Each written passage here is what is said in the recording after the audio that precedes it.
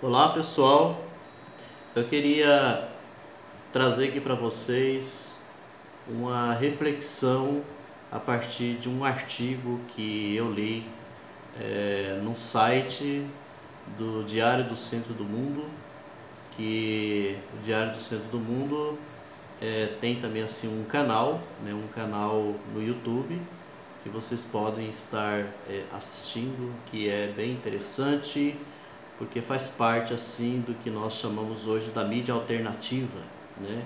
Que muitas vezes certas notícias, certos comentários que não são possíveis assim de ser feitos nas mídias tradicionais, a gente acaba encontrando, por exemplo, nessas chamadas mídias alternativas.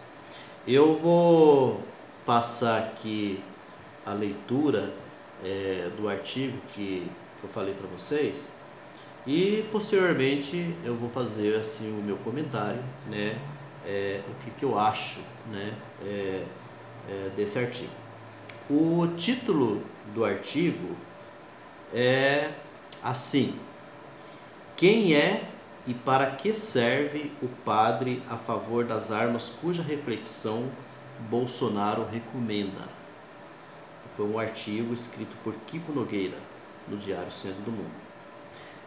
Para iniciar, no início do artigo, né, vem uma citação lá que foi do Twitter, né, que Kiko Nogueira trouxe, uma citação do Jair Bolsonaro.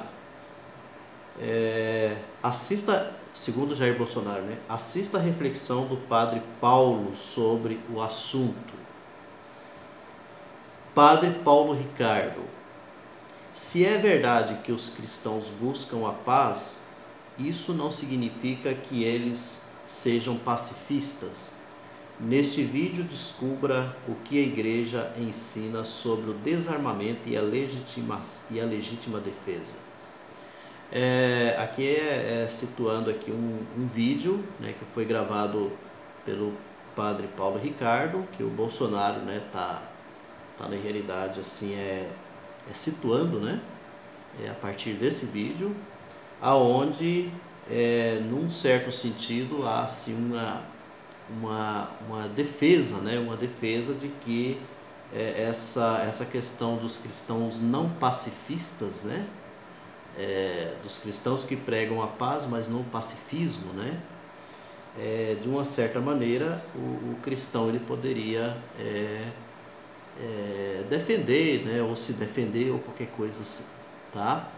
Mas esse comentário eu vou fazer um pouco mais abaixo. Então, continuando o artigo, diz assim: este artigo está sendo republicado após Jair Bolsonaro recomendar uma reflexão do personagem principal sobre o que a Igreja ensina sobre desarmamento. O padre Paulo Ricardo é a resposta da Igreja Católica ao pastor Silas Malafaia. Calvo, sem tirar a batina nem para ir à praia, a cara do salaminho da dupla com Mortadelo, menos estéril e mais culto que Malafaia, o que não quer dizer muita coisa, convenhamos. Seguidor de Olavo de Carvalho, Paulo Ricardo daria orgulho à Torquemada pelo reacionarismo e pela pregação paranoica anticomunista e antipetista e que submeteu seu rebanho. Paulo Ricardo é da Arquidiocese de Cuiabá, onde trabalha como vigário judicial. No caprichado site oficial com seu nome, lê-se que nasceu em Recife em novembro de 1967, um ano mais novo do que eu. Aos 11 mudou-se para Mato Grosso. Foi ordenado sacerdote em 1992 pelo Papa João Paulo II, lecionou em lugares como as faculdades de Filosofia e Psicologia da Universidade Católica Dom Bosco e o Instituto Regional de Teologia. Escreveu alguns livros e apresenta um programa na rede Canção Nova de televisão. Virou mesmo uma celebridade na internet. Vídeos com sermões detonando qualquer coisa de esquerda tem uma ótima audiência. Um deles, 500 mil visualizações. Outro, mais de 100 mil. São dezenas. São filmados em sua igreja. Quem paga esses vídeos? Quem paga o site? É o questionamento do artigo. Paulo Ricardo de Azevedo Júnior ministra cursos e palestras em todo o Brasil, pelos quais embolsam uma grana. Alguns tratam de questões religiosas, demonologia, tríduo pascal, introdução ao direito canônico e por aí afora. Está transfixado pela ideologia de gênero, um câncer para o planeta, segundo ele. Mas gosta mesmo é de falar de marxismo cultural. Padre Paulo Ricardo tem uma obsessão olaviana com isso. Somos um país com cada vez mais ignorantes graças à esquerda e ao marxismo cultural. Gramsci, se vivo, estaria completamente realizado, diz. As nossas universidades todas estão infiltradas de gramscismo. Para ensinar português, o que você faz? Não ensina mais gramática. Você vai dar um texto para o aluno de um tema social. Os nossos alunos chegam à universidade analfabetos porque, ao invés de aprender português, aprendem marxismo. Ele debateu sobre ideologia de gênero na Câmara com Jair Bolsonaro também, né? Segundo aqui a informação. Suas ovelhas ouvem uma cantinela distópica, conservadora de cortar os pulsos. Após a reeleição de Dilma, ele produziu um desabafo dividido em alguns pontos. Primeiro, o PT não é um partido comum, ele não pode ser subestimado. Segundo, precisamos conhecer os nossos adversários para não cairmos em suas manobras e alertamos os nossos. Terceiro, atenção, o PT quer que católicos, cristãos e pessoas de bem espalhem o discurso do ódio. Quarto, o PT quer justificativas para rotularem católicos, cristãos, famílias conservadoras de nazistas, preconceituosas, racistas, etc. Não caia nessa. Quinto, o PT deseja implantar gradualmente o mesmo sistema de Cuba, com particularidades para o Brasil. O PT trabalha para o fim da democracia. Sexto, no 13º Congresso do PCdoB, Dilma declara irmandade com este partido que radicalmente já rompeu com a União Soviética e China por se considerarem comunistas light. Sétimo, atenção, esse regime socialista se dará como uma farsa de democracia, será uma democracia falsa, em que não haverá liberdade intelectual, religiosa, econômica, etc. Tudo será mascarado. O Papa é absolutamente ausente da vida do padre. A agenda de Francisco pelos pobres e seu combate à desigualdade são solenemente ignorados. A luta do padre Paulo Ricardo é para ficar famoso na web, destruindo o demônio vermelho e denunciando o que chama de imbecilização do Brasil. No mundo em que ele vive, aproximadamente no século XV, já teria excomungado e queimado na fogueira Bergoglio, que é o nome do Papa, né? Aquele velhote comunista argentino safado. Paulo Ricardo é um lembrete importante de que os nossos evangélicos de estimação não detêm o monopólio do arquiconservadorismo do Senhor. Bom, minha gente, veja só, acho que deu mais ou menos para entender, né? Situando um pouquinho o padre Paulo Ricardo, eu conheço ele, estudei com ele no seminário, né? Ele estudou no mesmo seminário que eu estudei em Campo Grande, né? O meu curso de filosofia eu terminei em 89, né? E deixei o seminário e ele continuou, né? Em 92 ele se tornou padre, né? Foi ordenado sacerdote. Desde lá eu já conheço o padre Paulo Ricardo como assim defensor, né? Veemente, assim, de forma muito firme o ultraconservadorismo dentro da igreja. E assim ele sempre foi contra, né? Sempre foi contra. E ele já tinha assim alguns seguidores, inclusive seminaristas, né? Seguidores dele que já, enquanto seminarista, ele já tinha seguidores e que era assim também totalmente contra a teologia da libertação.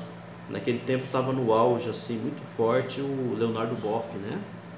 Aonde eu fui assim um grande admirador, né? Sempre fui admirador do Frei Leonardo Boff. Então o incrível que eu acho é assim: como que essas pessoas têm uma capacidade de influenciar, né? E assim de fazer a cabeça de muita gente.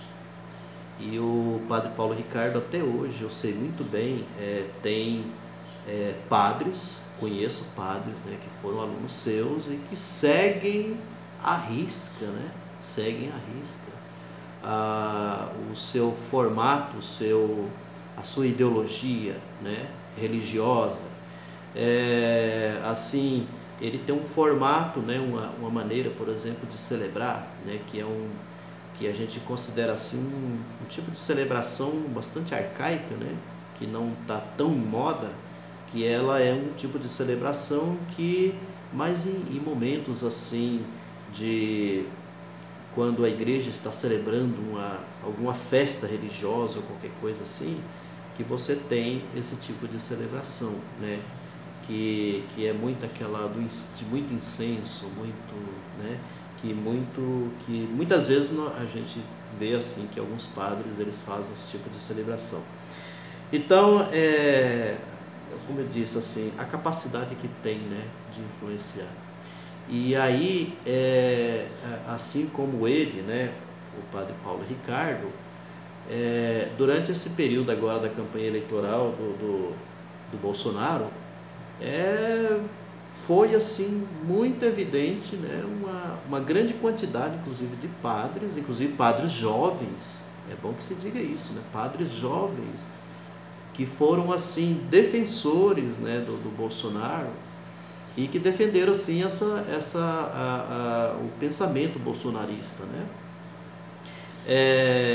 Que totalmente assim, contra a esquerda, contra tudo que vem da esquerda, essa demonização, como foi colocado aqui no artigo, né, com relação ao PT, a gente tem percebido assim muito forte nesses padres, e o pior de tudo é assim, que esses padres, não haveria nenhum problema assim das suas opções pessoais, eu não vejo nenhum problema em relação a isso, mas quando você traz a público, quando você, de uma certa maneira, você fica tentando convencer os fiéis, né, os seus fiéis, sobre uma determinada linha, sobre uma determinada verdade, e que você absolutiza aquela verdade, aquela ideologia que você defende, isso é muito complicado. Isso eu vejo assim, a meu ver, uma atitude absurda, uma atitude que não tem muito assim a ver, né, com o que nós chamamos assim de cristianismo, né, de cristão.